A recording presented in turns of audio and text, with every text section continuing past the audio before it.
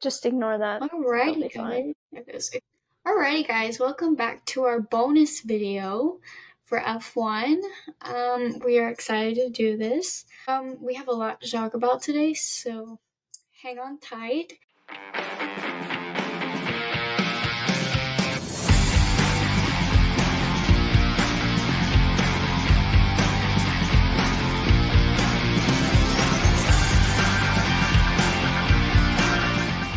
Don't forget to subscribe, leave a like and comment, and turn on our post notifications. Check out our links in the description below for our other social media pages. We are now trying to get to 500 subscribers by the end of this year. If we hit it, we will be doing a giveaway to 5 people rather than 1. So, please follow us. Alright, so first things first, Alex Albon hasn't finished a race since Baku, which was 6 races ago. Singapore, COTA, Mexico, Brazil, and now Vegas. That's not good. That's very not good. In fact, I saw somewhere online the total Williams crashes. And Alex, I think that they said that there was 12 total, and it might have been 10. I think it was 10. No, that's not right. I don't know how many there were. But Alex had more than Logan. Okay. Well, Alex had more crashes than Logan and Franco. So I think it's safe to say he's feeling the pressure from Williams to perform, but clearly that hasn't happened, which is not great. Anyways, in terms of average quality positions, Checo is closer to Bottas than he is to Max. Bottas's average is 15.50, Checo is 9.23, and Max is 2.91. Yeah. Again, Wow. not a great look. Not a great look. Supposed announcements coming in a couple weeks about another team joining the grid in 2026 should be Cadillac or General Motors. Interesting. I will correct your statement there, and it will be, well, it should be Cadillac partnering with General Motors. It's definitely going to be General Motors because they are trying to get an American team onto the grid, hence why they're partnering with Cadillac. They were trying to do it with Andretti, as you all probably all know. But F1 does not like the name Andretti. So, therefore, I'm pretty sure it will be Cadillac based on everything that I'm seeing and hearing. So, I'm going to try not to screw up anymore. The constructor standings now after the Vegas race, McLaren is still in the lead with 608, Ferrari in second with 584, Red Bull at 555, Mercedes at 425, and Aston Martin at 86. So, at least that stays consistent. Okay, so here are the drivers' standings. Max is at 403, Lando is at 340, Charles is at 319, Oscar is at 268, Carlos is at 259, George is at 217, Hamilton's at 208, Checo is at 152, Fernando's at 62, and Hulkenberg is at 35. This shows us that Max has become a 4-time drivers' champion, and congratulations to him. He earned it. He worked a lot. He was the only one really working on his team. alright, so I'm just gonna do a kind of maybe broad, maybe in-depth recap of the Las Vegas GP here really quick. The race pace difference between teammates. Max had a 0.72 second difference between him and Checo, which is almost a full second, which is shocking compared to the rest, but it just shows how bad Checo is. But Anyways, and then shockingly, Zhou was 0.667 seconds faster than Valtteri Bottas. Lando was 0.371 seconds faster than Oscar. Nico was 0.292 seconds faster than K-Mag. Yuki was 0.244 seconds faster than Liam. Lewis was 0.193 seconds faster than George. Carlos was 0.112 seconds faster than Charles, and Fernando was 0.014 seconds faster than Lance. So you might be noticing we're missing two. Well, that would be Pierre and Alex. So they both DNF'd, so we can't really judge them against their teammates and vice versa. So there's no reason to include them in the statistics here.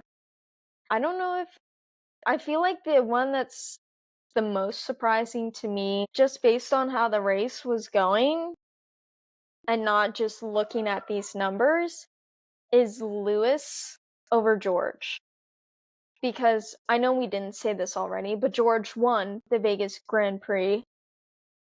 But he had so much of a gap there, and then at the end, Lewis started just reeling him in, and honestly, it shows that if Lewis didn't have such a bad quali session, he probably would have won. Let's be real here. So I think just in terms of how the race going, that shocks me, but just reading through this, Zhou being faster than Bottas, that's crazy considering Bottas has the head-to-head, right? Like, he's out-qualified Zhou so much. And then Vegas happens and Zhou's like, haha, psych, I'm better than you. I mean, I'm with you with the Hamilton situation. Just with him being faster with George, it was just that gap that they had built between them, and then him having to come up from like 10th place to second. And honestly, if he was given a couple more laps, I honestly think he would have eventually passed George, but there wasn't enough laps. And I think honestly the most impressive person, more than George this weekend, was Hamilton.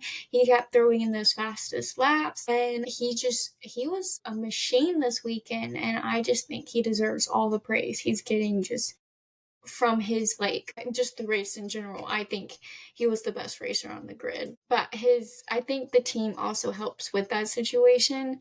So there was a lot of team disappointment this weekend, and Mercedes was really out there to win and support their team. So this is kind of relevant, but it's kind of not. But I just want to take a moment for Esteban Ocon's Captain America helmet. Honestly, I'm not gonna lie, it's one of my favorites. And I'm not just saying that because Captain America is my favorite. Like, my favorite trilogy here. And definitely not because of my Funko Pops back here. Totally not. But I love watching the special helmets that they design for specific Grand Prix and stuff. Lando's was really cool too. He inverted his helmet. I'm trying to think who else did it. Well, Who was Nico it? It was did one, Oscar did one one, of the Haas. the Ferraris both did. It was one of the Haas drivers did their family on their helmet. K-Mag. Was it? Yeah, I liked that. K-Mag. Okay. Yeah, it was there. Yeah, I really like that. Yeah. So, like I just said a couple seconds ago, but George Russell becomes the 7th driver to win multiple races this season. This marks the most drivers to have multiple race wins in a single season in F1 history. I get that we're adding more GPs, but still, I don't know how I feel about that. It was Q2. Franco Colapinto had a crash. That that crash, Yeah. that from a nurse's stance, I generally think that situation wasn't handled as well as it should have been. And I know there's stuff being leaked about the situation afterwards, and I'm not going to fully speak on that. It's not my right. But he hit a cement wall at 50 G's Hmm. and walked out of it, but he had to have had a concussion. I'm surprised he didn't get checked. I don't know. I think that situation was really bad on him, and I generally think he shouldn't have raced the Grand Prix. I think he should have had the rest of the weekend to fully recover before getting back in the car. After a crash that rough on someone, I feel like it would have been different if he had like wrecked into like one of the tire walls, but he wrecked into a cement wall and went flying. I don't know. I think he should have had today to recover, and he didn't. Yeah, I'm gonna echo your thoughts. The team did come out and announce that it was 50G, so that's your first clue. The second thing is that the team also said that he had an extended stay in the medical area, which that seems to me like he should not have been racing. So the way that Williams has handled this, pretty crappy, for one. But now I'm Yes. just thinking about this and I'm like, well, who would have been the reserve driver had Franco not raced? And is that why they didn't supposedly let him speak to anyone after the race? It's because they didn't have anyone to race. So even if they had, since they were able to fix the car, who would have stepped in? Like, I don't Yeah. think they had anybody there. I So, think but no. I you think know who was there? Williams. You know who's in the States. Yep. Yep. He wouldn't come back Yep. though. I think no. I wouldn't want to come back to Williams after the way they ended things either. I Yeah. just one Williams had a rough weekend, but it's Williams. Second, again, the situation was not handled like it should have been, and I will stand by this. I think he should have had the day to fully recover, and he didn't. Alex DNF again, not a surprise because Williams the past couple races, like the stats say, he hasn't raced in what the five past it. Well, he I don't hasn't know. I finished the could do like a race in whole the like past 6. video. Yeah. So I don't know. I think there's a lot of a lot of stuff happening with Williams that are not being handled like they should, and they're reaping the repercussions of the situations now.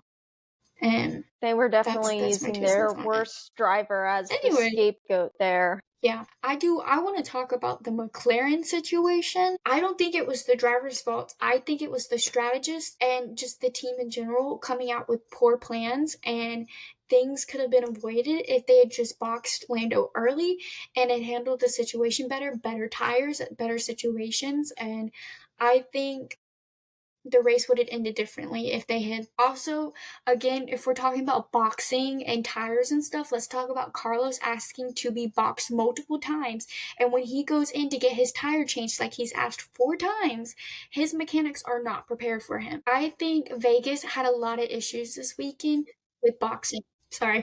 Well, no, you're good. Well, not only that, but Esteban Ocon literally went through the pit lane and his team wasn't even out there, so he did another lap.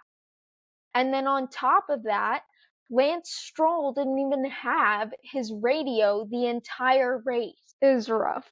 And if we're talking about mechanical issues, we can also talk about the rear wing issue with Red Bull and how they weren't prepared for this weekend and how they needed the right rear, and they ended up having to do their own little like doodad on it, which ended up working for Max in the long range, but like still they should have been prepared and they weren't. I honestly will say the only team prepared for this weekend, but with my full heart, was Mercedes. And I guess maybe Steak, but it didn't really do much. Well, I just think that the Mercedes car handles well in low temperature. Because Yeah. if you go back to Spa and Total Silverstone, did I think it was with the colder weather. No, you're good. because Toto did say, he's like, we do well in this kind of weather, and I think this will be a great outcome. And he was right. They know their strong suits, and they go with it, and it usually does good for them. And I'm surprised I'm even saying this about Mercedes, but like again, they were prepared for this weekend and knew what they needed to do, and they came out with wins. They earned it. Well, so while you were talking about the rear wing, I had a thought. So supposedly McLaren used a different wing during FP3 and quali compared to FP1, FP2. So after they saw the times in FP3, why did they not put on the other wing? Exactly. Like, I generally don't know what was going through McLaren's head, and this weekend they were doing really good at the beginning of this week, and then they were just like, let me just try something new, and we really shouldn't be trying something new. We should stick to what we know because that's doing good for us. And again, it backfired on. And going back to the wanting to be boxed, well, Lando said he wanted to be boxed because his tires were going, and then they didn't box him for like another 10 to 15 laps. I'm like, excuse you? So let me get this straight. So in Brazil, he asked to stay out because there's going to be a flag. But no, you decide to box him instead and override that. And that put you into this situation where you needed him to finish above Max in the first place. So here he is saying to be boxed to change the tires, and you let him go longer than what you should have. I was watching the gap between him and Max. It started at like 8.5, and then it got down to under 6 within 2 laps. And I'm like, you are losing over 2 seconds a lap. This is not good. Well, 2 seconds a lap. Because it's 2 laps later. Like, what are you thinking, McLaren? Like, oh boy. It was a messy weekend. We'll see what they do next week. I guess this could take us into our podium predictions, because after this weekend, I guess we'll see what happens. So last week's predictions were not correct at all. M's was Oscar, Charles, and Lando, and mine was opposite. Mine was Lando, Charles, and Oscar. As we know, we failed. But we did have a subscriber give his predictions, and he got George correct. And the minute I saw that comment to him, like, he's gonna predict it for sure, because like at this point I think he's got it, and he did. What was his name? So here are our predictions for this upcoming race. Do you want to go first? Sure. So, we're at QATAR, right? It's a high downforce circuit. It's known for fast and twisty corners with high and medium speeds to the corners. Therefore, I am basing this off of Singapore, because I've heard that the tracks are kind of similar and how the cars responded to the heat and everything, and Qatar's hot. So, anyways, that's besides the point. And they're both nice night races. So, in a shocking plot twist that you guys probably never could have predicted, I went with Lando in first place. I swear if this backfires again, I am gonna anyways. And then I have Max in second, George in third, and Oscar in fourth. I feel bad for leaving Oscar off the podium again, even though he got the podium in Singapore, and that's why I put him in fourth. My predictions, of course, I have Lando in first. I have George in second. I have Carlos in third and Max in fourth. Mine's probably about the same with M's, but I had Oscar up there. We'll put him in fifth because I feel bad too. But so yeah, that's my predictions. I have nothing else to say because I swear if I say anything else, I'm gonna screw it up. So I think we're gonna end it here before we lose our absolute minds. So please don't forget to subscribe. Like the video if you think that Yuki should get the Red Bull senior seat. I think so. Comment your podium predictions for this week's race, because you'll probably do better than we do, apparently. Check out the links in the descriptions for our other social media pages down below. We have Instagram, Facebook, Twitter, and TikTok. We are now trying to get to 500 subscribers by the end of this year. If we hit it, we will be doing a giveaway to 5 people instead of 1. So, I hope you like this video. Please give us some ideas in the comments too for any other videos we should do, and I hope you like it. We may or may not be dropping another bonus video in addition to this one, so be on the lookout.